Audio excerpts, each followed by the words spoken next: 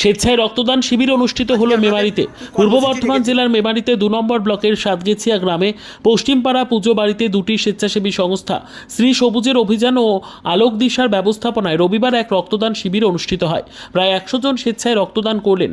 সংগৃহীত রক্ত বর্ধমান শহীদ শিবশঙ্কর রশ্মি ব্লাড ব্যাংকের হাতে উদ্যোক্তাদের পক্ষ থেকে তুলে দেওয়া হয়। প্রত্যেক রক্তদাতাকে সম্মান স্বরূপ একটি করে চারাগাছ, মানপত্র ও অন্যান্য সামগ্রী প্রদান করা হয়। পাশাপাশি বিশেষ চাহিদা সম্পন্ন এক ব্যক্তির হাতে একটি হুইলচেয়ার প্রদান করলেন পূর্ব বর্ধমান জেলা পরিষদের জনস্বাস্থ্য ও পরিবেশ কর্মাধ্যক্ষ বিশ্বনাথ রায়। অনুষ্ঠানের শুরুতে অতিথিদের চন্দনের ফোঁটা, উত্তরীয় ও ফুলের স্তবক দিয়ে বরণ করে নেন উদ্যোক্তাদের পক্ষ থেকে। এই রক্তদান শিবিরে উপস্থিত ছিলেন জেলা পরিষদের জনস্বাস্থ্য কর্মাধ্যক্ষ বিশ্বনাথ রায়, শ্রী সবুজ অভিযানের সভাপতি সুদীপ গোস্বামী, আলোক দিশা সম্পাদক গৌরাঙ্গ দাস, পঞ্চায়েত সমিতির মৎস্য কর্মাধ্যক্ষ মুকুল সাহা, সাতগেছিয়া 1 নম্বর গ্রাম পঞ্চায়েতের উপপ্রধান গোলাম মোস্তফা, বিশিষ্ট সমাজসেবী হরিসাধন ঘোষ, গুরুপ্রসন্ন ঘোষ, প্রবীণ নন্দী, 2 সংগঠনের সকল সদস্য সহ বিশিষ্ট ব্যক্তিবর্গ।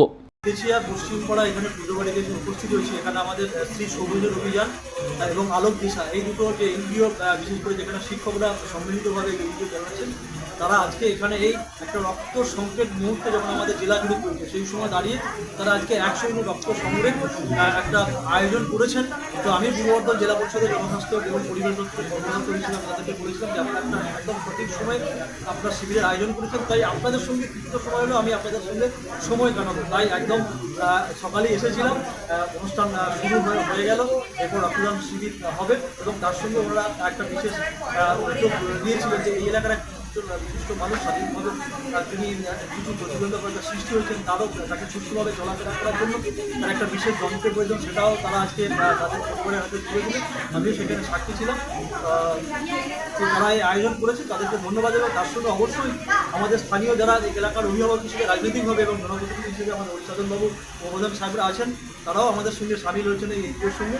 তো আমাদের উদ্দেশ্য একটা, আমরা যেমন সরকারিভাবে জনপ্রতিনিধিরা এবং তার সঙ্গে আমাদের রাজনৈতিকভাবে দল কাজ করছে, আমরা বার্তা পাঠাই যে যারা এনজিও বা বিভিন্ন স্বেচ্ছাসেবী সংস্থা যারা সমাজের ভালো কিছু চিন্তাভাবনা করছেন, তাদেরকে আমরা আহ্বান জানিয়ে আজকে ভালো লাগলো যে আমাদের পাশাপাশি তারাও আজকে এগিয়ে এসেছে, এটা একটা ভালো দিক।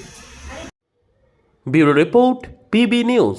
আন্দামান টাউনশিপ প্রজেক্ট, ফ্ল্যাটের থেকেও সস্তায় এবার নিজের বাড়ি। প্লট করার জায়গা মাত্র 1,80,000 থেকে 3 লক্ষ টাকা কাঠা এবং সাথে সাথে নিজের নামে অগ্রিম রেজিস্ট্রি করে নিন।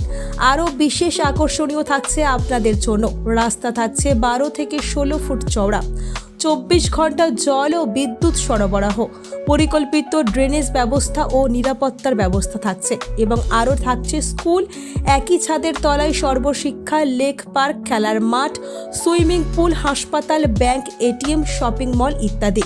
আরও অনেক সুযোগ সুবিধা পাচ্ছেন।